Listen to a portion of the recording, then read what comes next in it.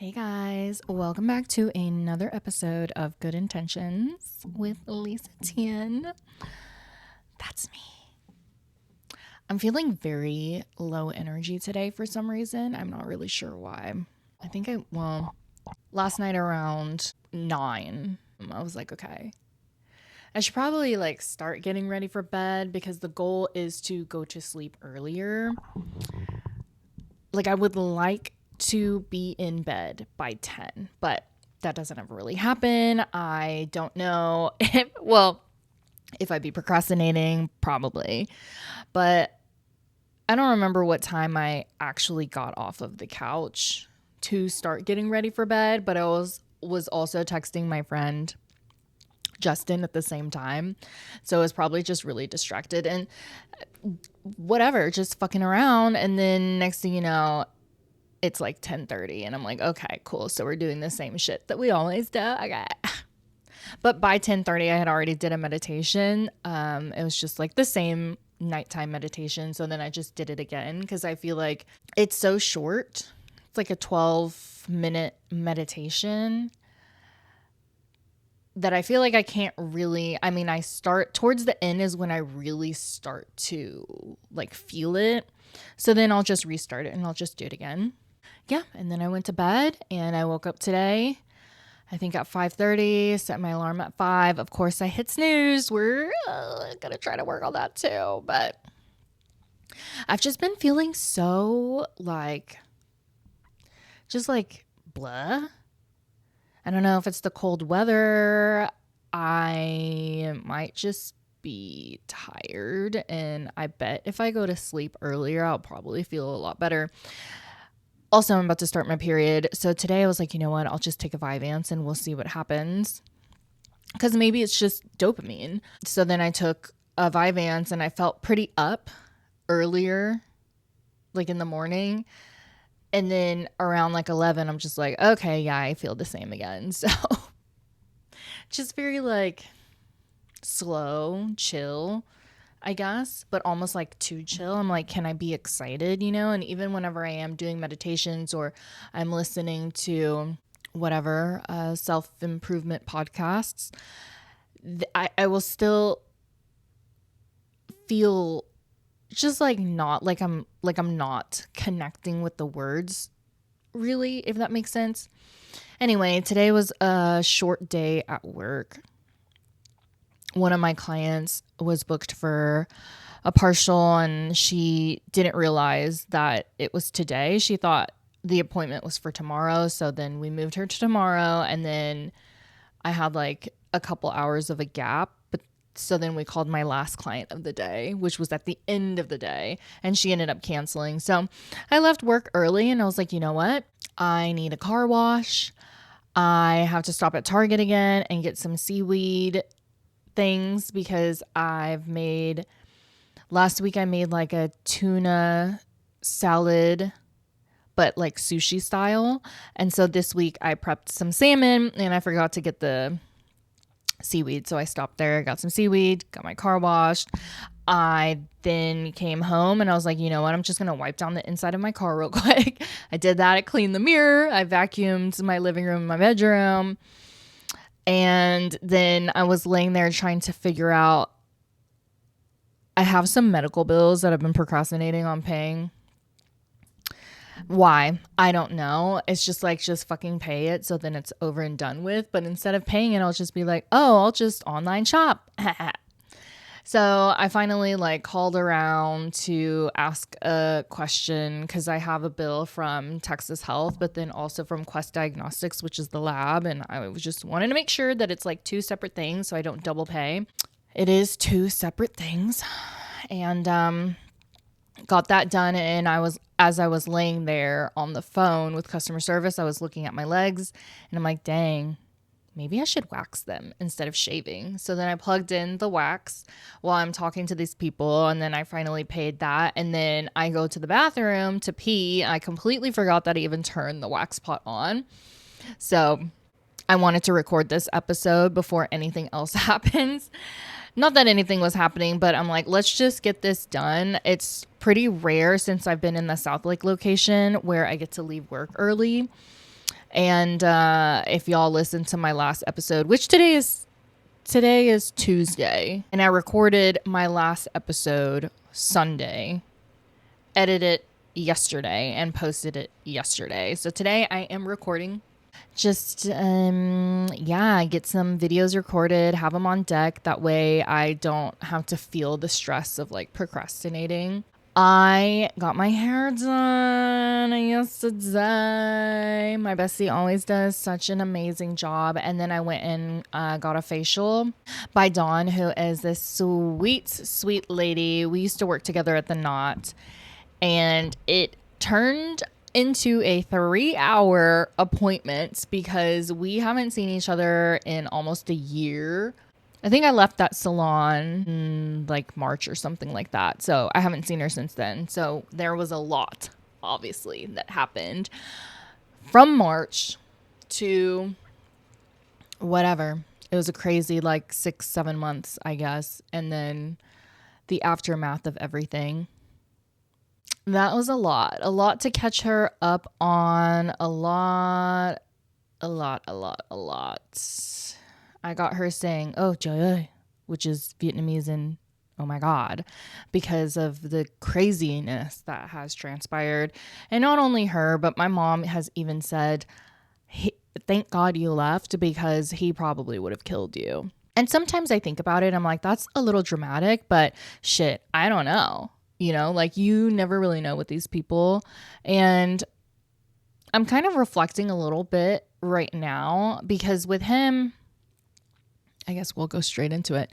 With him, I truly believe that he is a narcissist and a sociopath. So it's blurred, right? For me anyway, the traits of what is a narcissist and what is a sociopath. And I believe that his mom is also a narcissist. And I think with narcissists, they're kind of like clueless. Not like they're dumb or incompetent or anything like that, but they are very egotistic and they live in this reality where they can't do anything wrong. You know, they're very insecure. I think they stay in this fight or flight mode for the rest of their lives, and mostly it is the fight mode, right? But they're very like oblivious, and I don't think their true intention is to cause harm or to hurt someone. Maybe, but I think the sociopathic part is that those people like get off on causing you pain or whatever. Almost sadistic, I think. So I don't really know what I want to talk about today. Yeah, I've really just kind of been in a lull, and I think I'm wondering, I'm going to make an appointment with my psychiatrist and try to just get more Vyvanse just to see if that is helpful. It probably is just my period and not really sleeping well the last however many days on top of setting alarm at 5 a.m. So that's something I don't think that I have quite adjusted to yet. Because if I'm going to be waking up at 5, I need to be going to bed earlier. And I don't. I go to bed at like 10:30. I need to go to bed at like 9:30. And I feel like that extra hour is just going to be amazing for me. So we will practice today to go ahead and do that. So I was driving home from work, and I was listening to this podcast episode of Lewis Howes. It's called The School of Greatness. And one of the guests he had on, I forget her name, but her old self, she identified as a love addict, like a sex and love addict. And then I forget if, I started listening to that episode last night, actually.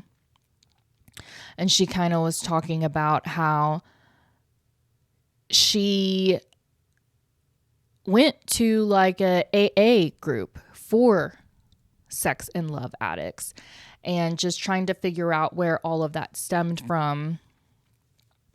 And she goes in and talks about how she has like abandonment issues, or did.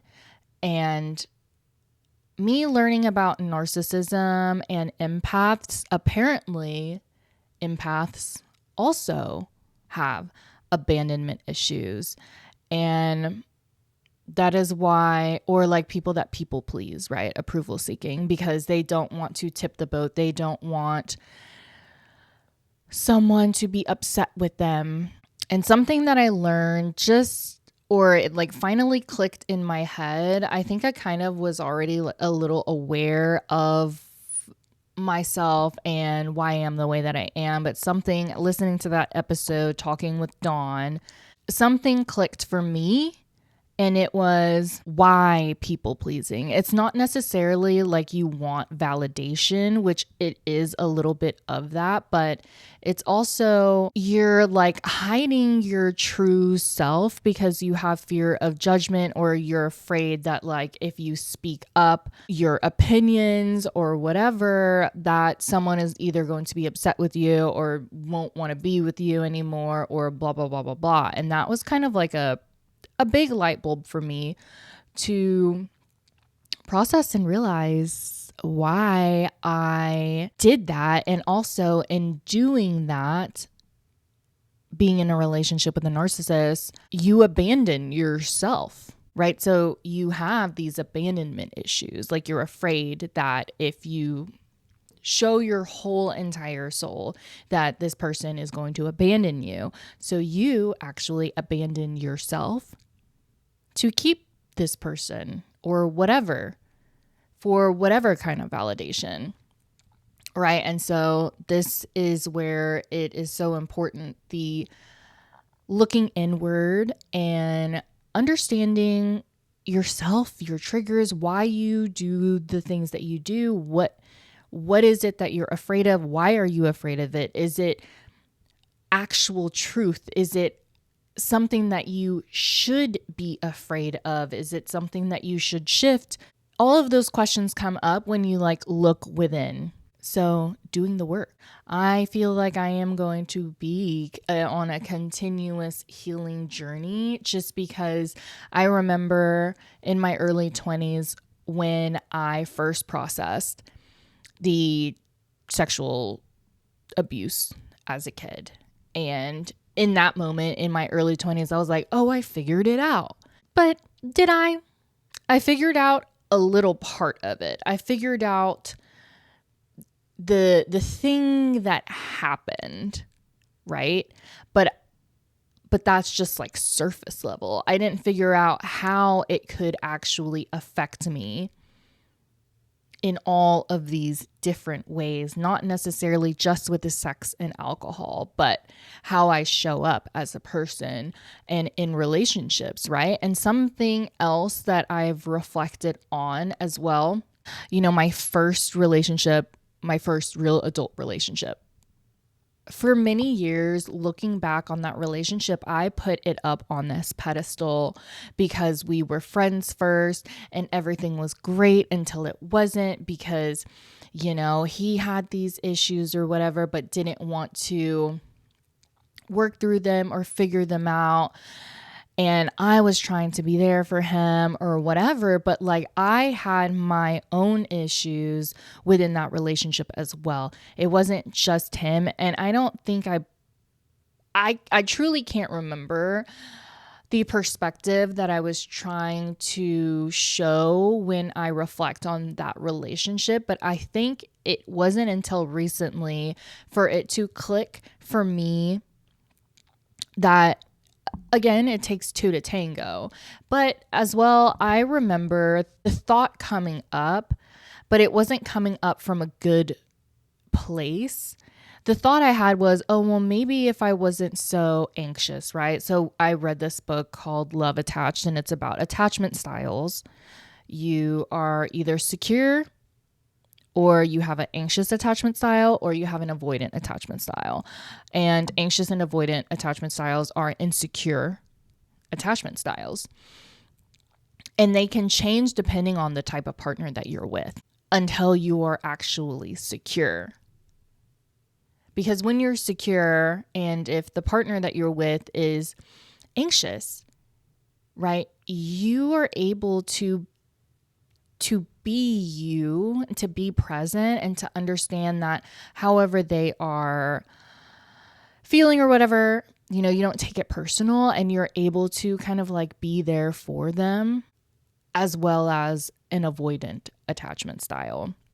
But for some reason, anxious and avoidant people, sometimes they just end up together. And that's the most like chaotic, very, trauma bond and stuff like that. That's originally what I thought my relationship with my ex-husband was. Oh, it's just anxious and avoidant. And it wasn't until however many years and my therapist saying like it's more than just anxious and avoidant attachment style. Like when someone is anxious, they're coming to you about how they're feeling and they're just talking to you about it. They're not like, oh, well, I'm anxious, so you have to have sex with me right now, blah, blah, blah, blah. Like it. The level and intensity of things that I had learned just in that marriage alone, I felt like it just skyrocketed. It's like I find a little sliver of knowledge of why we are the way that we are. And then, oh, maybe it's this, and oh, maybe it's that. And then, oh, we're like fixing. But I didn't see the big picture. And the big picture was you're trying to fix something that's not fixable. You're trying to heal or help someone that is unable to see where they're wrong. And that is hurting you. I remember thinking to myself, like, I knowingly made the decision to stay, or I knowingly put my own needs aside. I knowingly abandoned myself for this person because I told myself I can handle it and this is something that I can learn from, and I know it's not going to hurt me as much as this will hurt him. So whatever it is going on with me, I will figure it out. I need to be here for this person. No, false. You need to be there for yourself 100%. You and then other people. Because if you're not a full version of yourself, if you're not healthy, if you're not fulfilled, that is not going to benefit any kind of relationship that you have, whether it's with a friend, a partner, or your kid, or a parent. But anyway, me reflecting back on my ex-boyfriend. I remember post-breakup, I thought to myself, well, maybe I should have been a little more patient, or maybe it was because I was smoking so much weed in that relationship that I did become a little more anxious, and I found that I kind of was escaping in a sense, because also I think he was a little ADHD, and maybe I didn't realize that at the time until I finally did research on ADHD for myself. That was when I was like, oh shit, I think he had ADHD. I think that's why we got along so well. I find myself more like, I don't know, pumped, or just the vibe is very different when I'm around other neurodivergents versus someone that isn't. So all of this finally made sense to me, but my reflection of that relationship post breakup was coming from like an insecure place. It wasn't coming from me trying to heal my childhood wounds or whatever. Maybe I was just trying to understand. Maybe it was a little bit of regret, but I was anxious in that relationship because he was avoidant. Right. So he was married before, and that was abusive. And now that I know what I know, I wonder if she was also a narcissist as well. But it was like she yelled at him. She threw stuff. She was very explosive. They fought all the time. I'm 100% sure she emasculated him. Because how can you not? If you stay in something like that as a man, this woman that is more volatile and angry and puts you down or whatever, it's all the same, whether it's a man or a woman. I feel like what it does to you, your self-esteem. But anyway, we couldn't communicate our issues because he, I think, just got triggered. Like, if I came to him with a problem, he just didn't really want to talk about it. He would say, I can't talk about this right now. I want to go to sleep. And I remember there were a few times where I was just like so infuriated because I felt like he was being so dismissive. And so he suggested me just writing down how I felt, and he would read it in the next morning, and I would. And when he read it, it didn't make him feel good about himself. He said it felt like I was putting him down and blah, blah, blah, blah. And I was just like, I feel like I'm not. Like, I'm just telling you how I feel and all that stuff. And then because of the ADHD, he didn't keep track of how much he drank. So he would just drink and drink and drink and didn't realize how drunk he got, and he would lose stuff or forget where he parked his car, or, there were a few things, like a handful of things that had happened that was concerning to me. So anytime that he did go out and I didn't go with him, I would smoke so I wouldn't be anxious. But in turn, it just made me more anxious the next day, more irritable, just very like uneasy, impatient, and I just couldn't handle it, really. Like, I am pushing and he's pulling away. So even this beautiful relationship that we did have got, and I don't want to say toxic. From my memory, I don't believe it was toxic. I think we just had these issues that weren't getting resolved, and we also weren't talking about it, and it just kept coming up. And in the end, I just decided that, I don't want to look back and feel resentment for you, because he was a wonderful, wonderful human being. I absolutely loved him, adored him. He was just so great. And he did provide for me, and he did love me in a way that I had never been loved before, ever. And we had fun together. Like, our relationship happened out of nowhere and really quickly, and I moved in, and there wasn't ever really any issues until maybe like 2 years in, I think. But for the most part, we were just best friends. We were vibing. We were doing things together. We were partners. And I guess in that time, and this I'll tie into a little bit of what I said in the last episode, which is, right, you can try to manifest, you can try to attract whatever it is that you want, and you get it. But if you're not putting in the work to work on yourself and be conscious of your emotions, how you're feeling, your triggers and stuff like that, whatever it is that you manifested, it's just gone, right? This amazing, wonderful human came into my life. We had a beautiful relationship. And because I was still a little bit in autopilot, like I didn't really meditate. I thought I had already healed and figured myself out. And so when it came to him not wanting to communicate, that triggered something in me. Instead of me taking a step back and, understanding where he's coming from, and that's fine, and like giving him the space. I believe there were some days that I gave him space, maybe, but then there were some days where I was just like, what about me? And that is something that was talked about in this podcast episode. I really wish I would have looked up her name.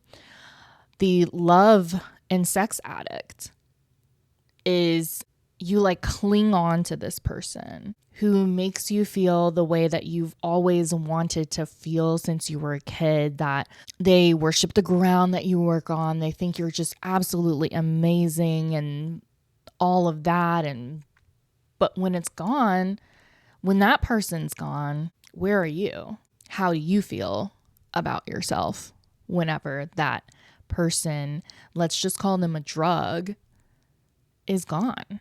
And then to maintain a healthy relationship, you have to understand your triggers and what is upsetting you. It's not that they're not doing something. Oh, they didn't take out the trash. Oh, they left a cup here. Whatever. Like, that's silly shit. And it makes you feel like they don't care about you. But it's not that deep. It shouldn't be that deep. Unless they are doing it on purpose. Oh, I'm going to leave this cup here just to fuck with her. Like, no, it's not that deep. And you have to do the work to figure it out. Also, Lewis Howes always talks about how, I guess he and I are similar. We both went through sexual abuse as a kid, and I mean, I guess we're just similar in that kind of way, but also being a people pleaser and being in relationships where you didn't really feel free to be who you were, and the other person, puts you down and this stuff and blah, blah, blah, blah.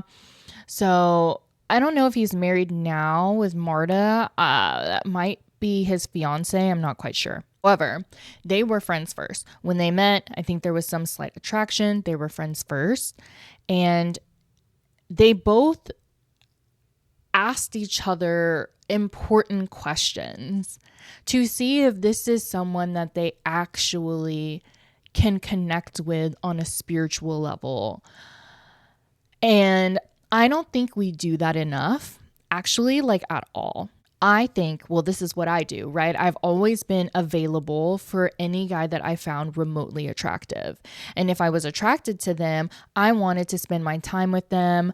I wanted to do this. I wanted to do that for them in hopes that they would love me or whatever. But now you're like idealizing this person and you're doing the chase, but you're not even sitting still to ask yourself, is this someone that I genuinely even want to build a life with? Do we communicate well? What are arguments like, right? Are they going to be a good father? A lot of people have this fear of, I don't know. I feel like a lot of people, I don't want to say a lot of people. Let's just say some people complain about their spouse. Let's say women, right? Their husbands aren't helping with the kids or the house or blah, blah, blah, blah. But if you look back in the beginning of when you guys first were together, did you see that there? Did you see how they were, what their behavior was like and their personality?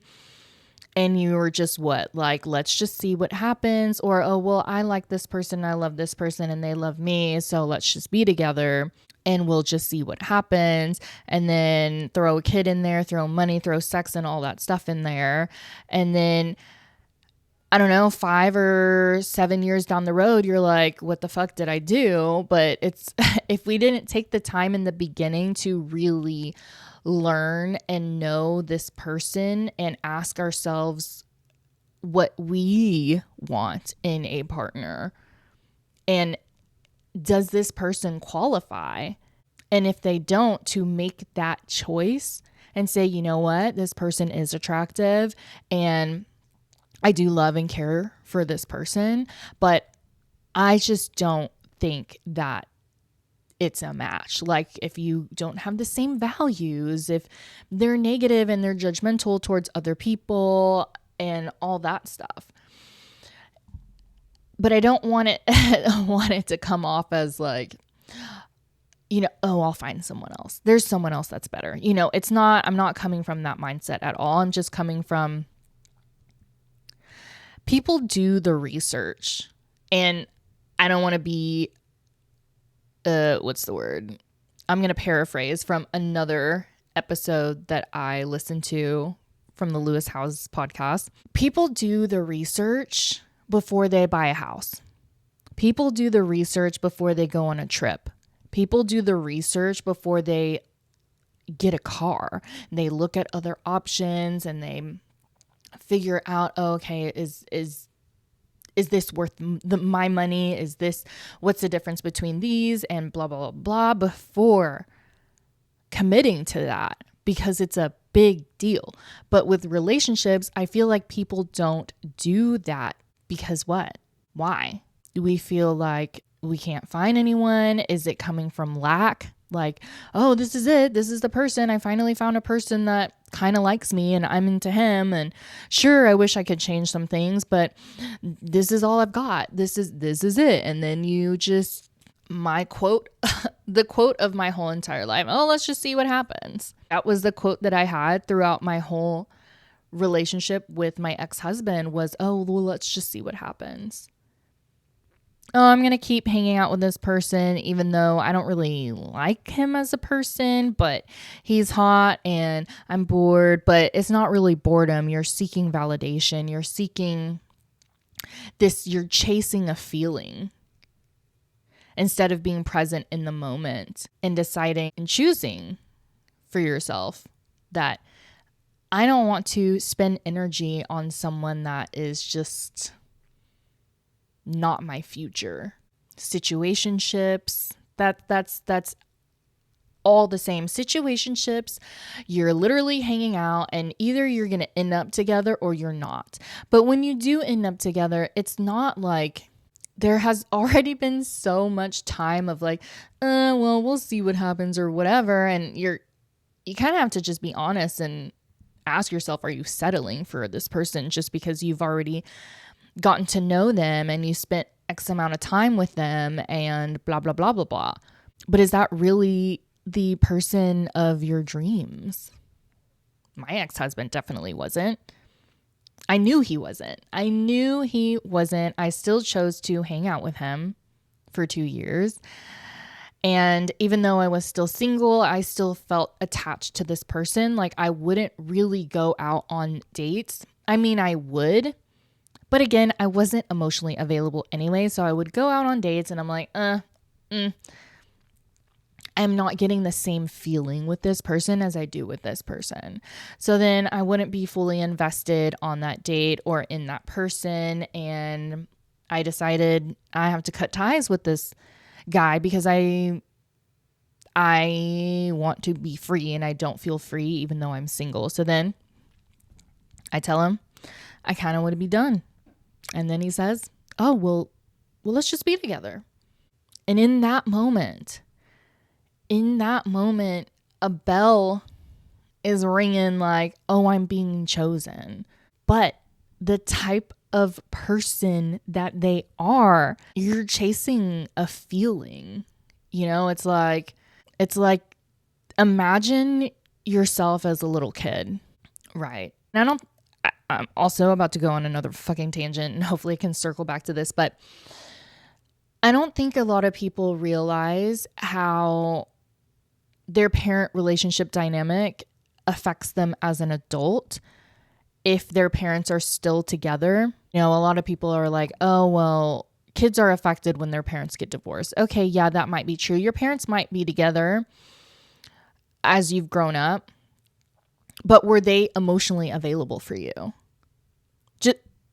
They could have been there physically, you know, cook for you, take you to school, blah, blah, blah, blah. But like, did you feel safe with them emotionally? Were you able to go up to them and talk to them about anything and not be put down or not be judged or not be yelled at because you're coming to them at a weird time or they're upset about this or they're upset about that and blah, blah, blah. Like just because your parents stay together doesn't necessarily mean that it was emotionally available, safe space, right?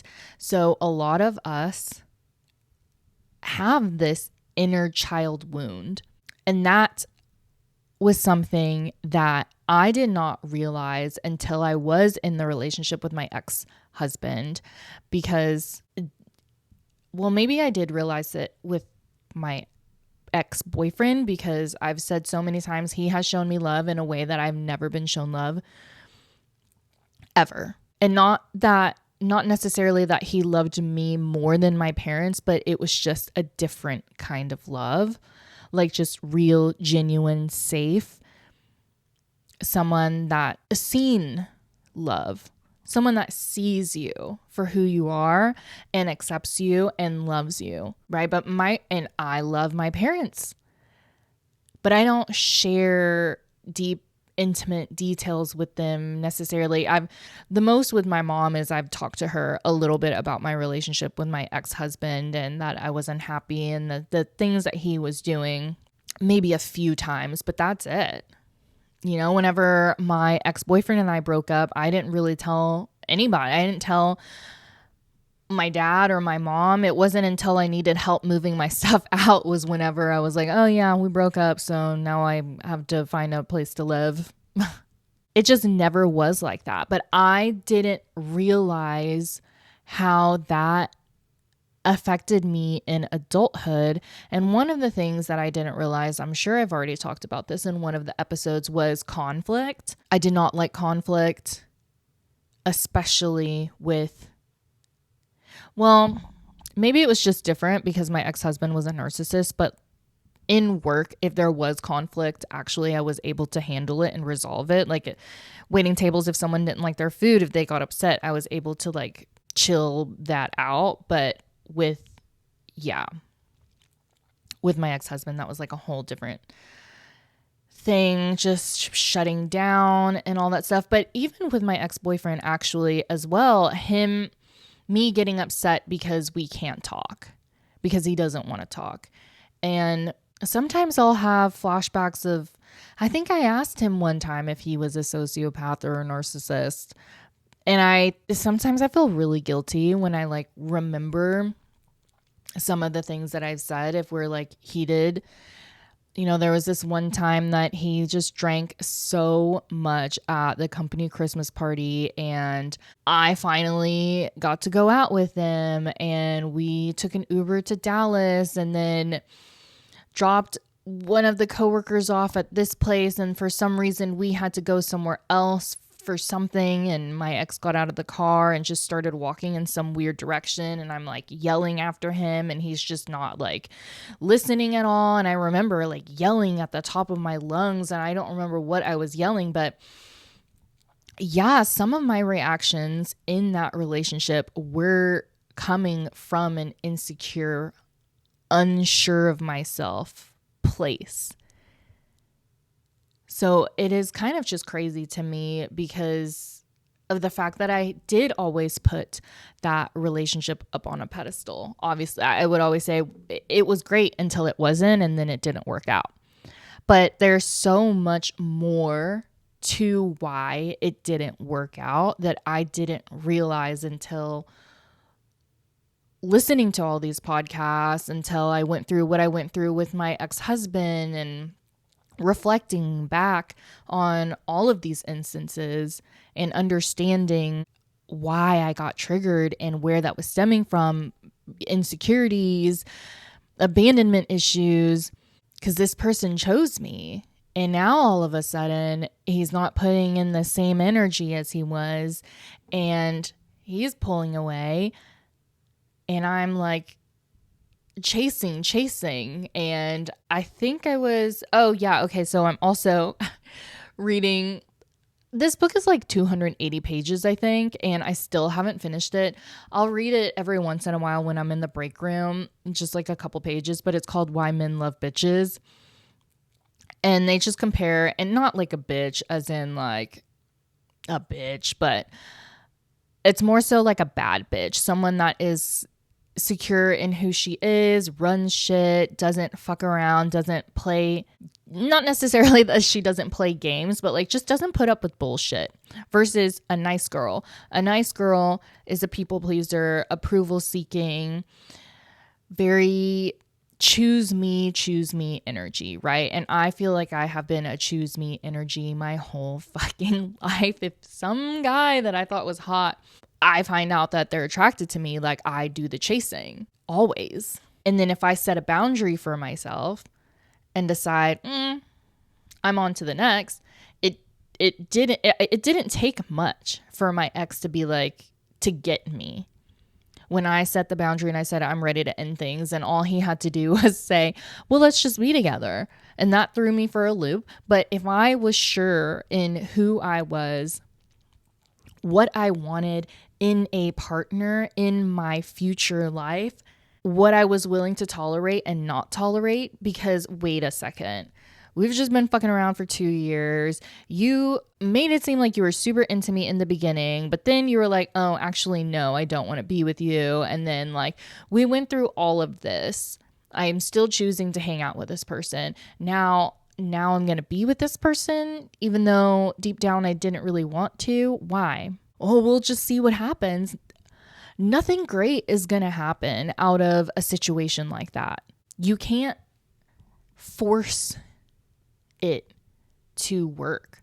You can't choose a partner that you wish some of the things about him were a little different and thinking that maybe you can like love him enough for him to want to change for you. That's not how it works. And it's never going to work if you're going into a relationship like that.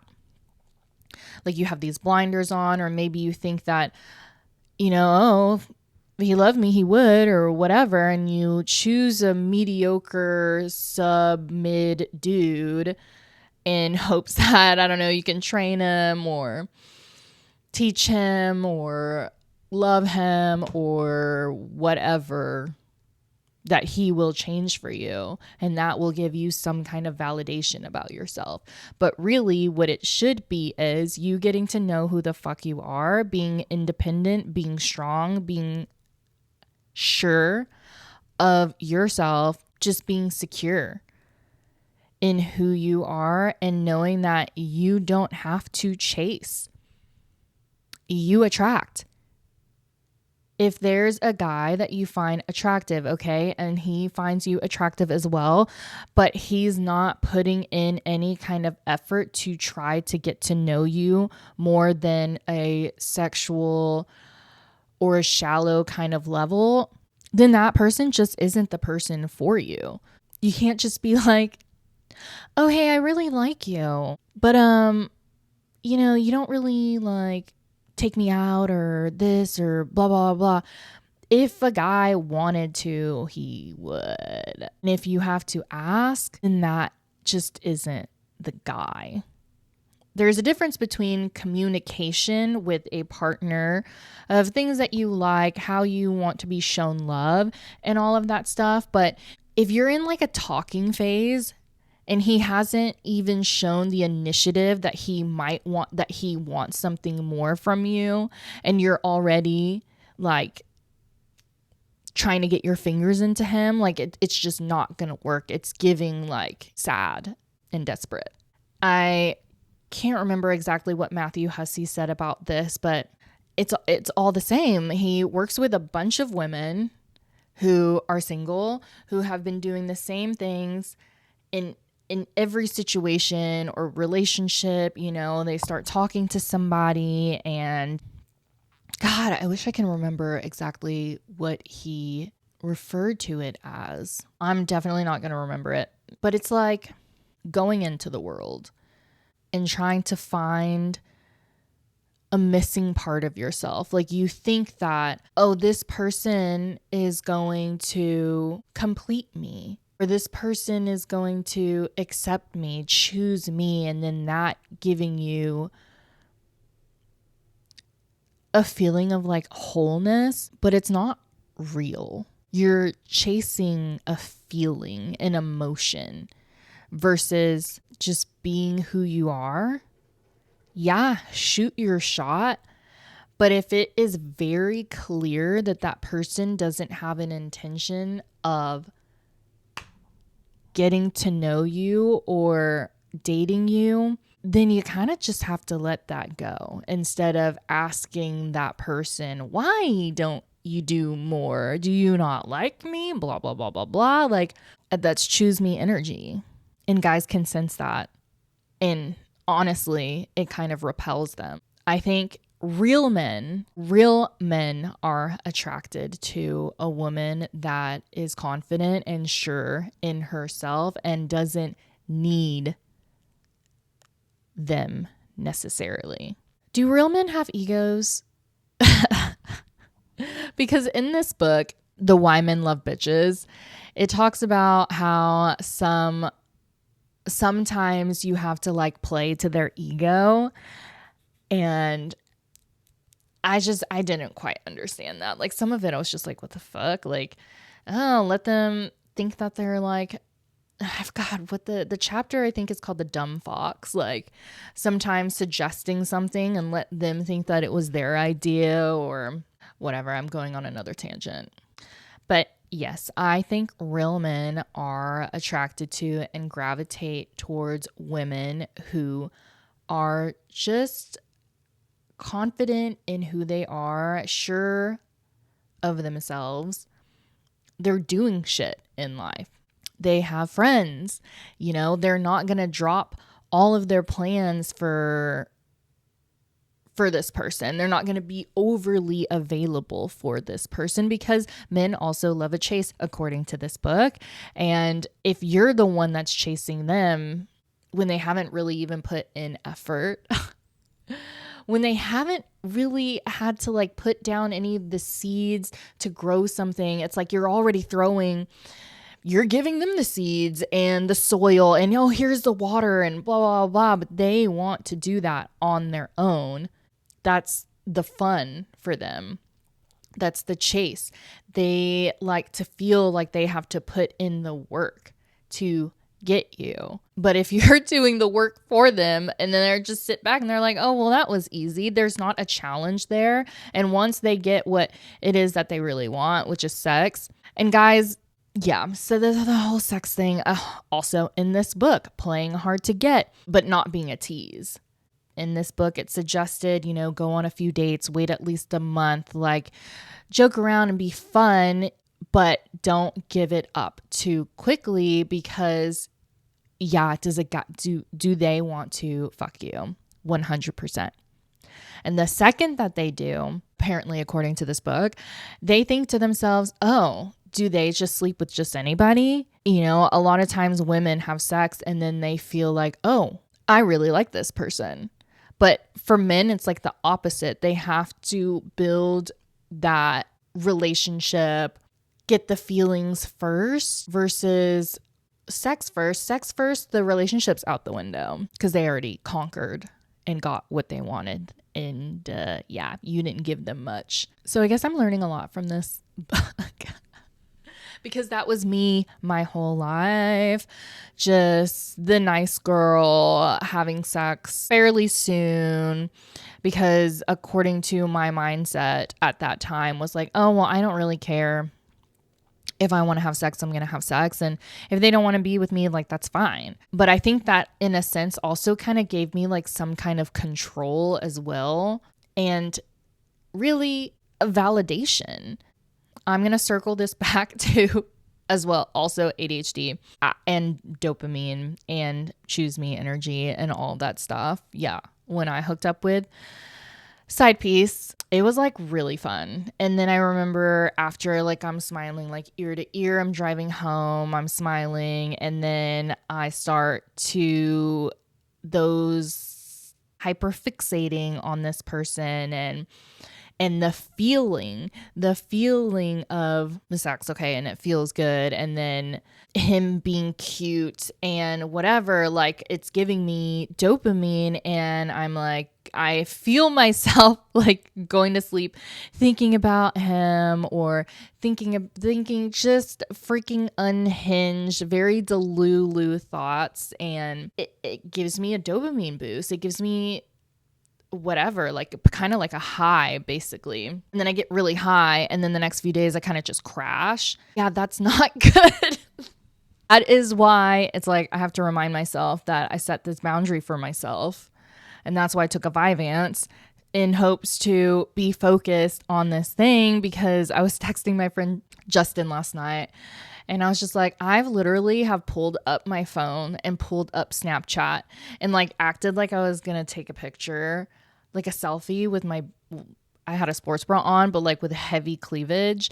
And then I have to just tell myself to put my phone down because, again, I'm wanting some kind of validation. If I send Side Piece a cutesy selfie of me with my boobs and then he responds back with a heart eye emoji or tell me that I'm pretty or whatever and giving me some kind of validation, like, I don't need that. You don't need that. So I just had to tell myself, you don't need that. And then I did not send him a picture. And this morning I took a Vyvanse and yeah, we love breadcrumbs. Like it did, again, it did not take much for him to get to have sex with me. And he got a free haircut, bitch. Okay. I loved the moment. We live for the moment. That's great. That's great. But like just being aware of what is really going on, actions, the behavior, how you're feeling. Is it real? Is it fake? And not getting sucked into this Delulu version of reality because it feels good. Because again, we're chasing a feeling and it's false. So very important to sit, be still, meditate, think your thoughts, process what you're thinking, shift your mindset if you need to. And also ask yourself, if you continue on this behavior, how are you going to feel? Are you going to feel happy about what you're doing? Are you going to be happy with yourself, or are you going to feel not great about yourself? Yeah, I bought a fucking vape. Pretty sure I already mentioned this in that episode that I recorded, and then I gave it away. Bought a vape, bought another vape because I want to try a different flavor. And yeah, did it give me a dopamine boost? Of course, but it also made me not feel great. Like walking upstairs, being kind of out of breath, and just knowing that like other people that vape, they are not hitting it as much as me. And I don't even consider myself as like a vapor or whatever, because I'll just get it for a few days, a week or so, and then I just give it away. But again, it's either just ADHD, addictive personality. But my cousin was saying that. She was like, yeah, I hit it maybe like once in the morning, and maybe in the afternoon I'll hit it another couple times. But I'm literally like the whole time. If I sit there and it's in my hand, I'm hitting it the whole freaking time. In the car, I'm hitting it the whole time. So then you don't feel amazing. It's not good for you. So that's already the negative. 1, it's not good for you. 2, it doesn't make you feel good. 3, you don't feel good about yourself when you do it. And it's just like, okay, I just had to decide at the end of that day that I am giving these, both of them, away. There was a part of me that was like, oh, well, maybe I'll just hang on to this one. But no, I cannot have it. I wouldn't be upset with myself if I hit someone else's, if we're like out or whatever, but I physically cannot have one at all. Like with the ones that I did have, I had to leave it in the car because I would just hit it way too much if it were on me. Out of sight, out of mind. Anyway, it's an hour now. I went into this episode not really knowing what the fuck I was going to talk about, but I guess I had some shit to say. So I'm trying to reflect back on this episode because I'm going to be honest, I don't really know what I was saying or what was said, but relationships. For a successful relationship, like an actually successful relationship, you have to really be aware of yourself. Because when you are aware and you show up with this person who's your partner, right?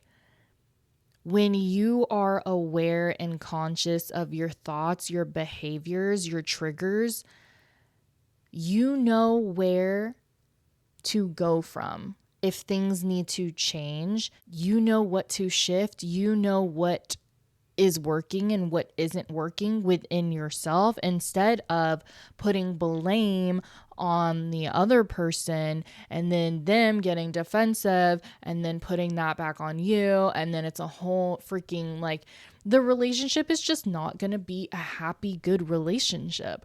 Two people who aren't healed or isn't even trying to grow, yeah, that relationship not gonna work. And not even the relationship with your partner, but oftentimes I think about how it'll affect your kid as well, because that's how generational trauma exists. It's people getting into relationships, not really knowing how to communicate, still having their own childhood wounds that they are unaware of, haven't worked through, unhappy with their partner because they don't know how to communicate and work through their own issues and think that it's their partner's fault. And then, you're constantly arguing, resentment grows. You have a kid, the kid watches you and your partner and sees that and either thinks it's normal or, has some kind of influence on them about relationships and what love is like. But also, if you're not growing, how do you think being a parent is going to be? Are you going to treat your kid like how you treat your partner, where you get upset and you're annoyed and you lash out on them as well because you're getting triggered? Or you can do the complete opposite, where like, this is your sweet baby angel, this is you, a piece of yourself, and you can't do no wrong, so your kid can't do any wrong, and you don't know how to discipline this kid, and they just push boundaries and are able to get away with whatever they want because you don't hold them accountable, because you don't hold yourself accountable, and then they grow up to be, I don't know, a narcissist or whatever, and then the cycle just continues. And yeah, it's kind of freaking crazy. But I don't think a lot of people think about all of this. I think a lot of people think, oh, I'm at this age, I should have been married, I should have a house, I should have a kid, because that's what society says that we should do at this time. But you can, again, law of attraction and manifesting the things that you want. Yeah, you can manifest, and that can come to you, a partner, family, money, whatever. But if you're not being conscious of yourself, your thoughts, your behaviors, your triggers, and putting in the work to grow, ask yourself, where are all of these coming from? Why am I being reactive? Stuff like that, to better yourself. The things that are coming to you are just going to cause you more stress, anxiety. It's never going to feel easy. You're not going to have this negative mindset or whatever, and then all of a sudden change because you're getting everything that you want. No, there's still going to be issues within your relationship with your kid. Oh, this is hard, this sucks, blah, blah, blah, blah, blah, blah, blah, blah, blah. And then that's just a normal life. Oh, this is hard, blah, like, my husband annoys me. It's like, you chose that person, did you not? Were you not aware of how he was in the beginning, or how she was, or how are you raising your kid? Shit like that. So very important to be aware of yourself and how you're showing up. And all I know is I want to show up as the best, highest version of myself. And it's going to be a continual journey, and I'm here for it. And I hope that by me doing this and sharing my life story, that it will help influence other people to also want to be the best, higher version of themselves, so that you can just feel gratitude, love for yourself, for your life, and manifest and attract what you are, and to be happy and free. That's all I've got for now. Thank you for listening. Bye.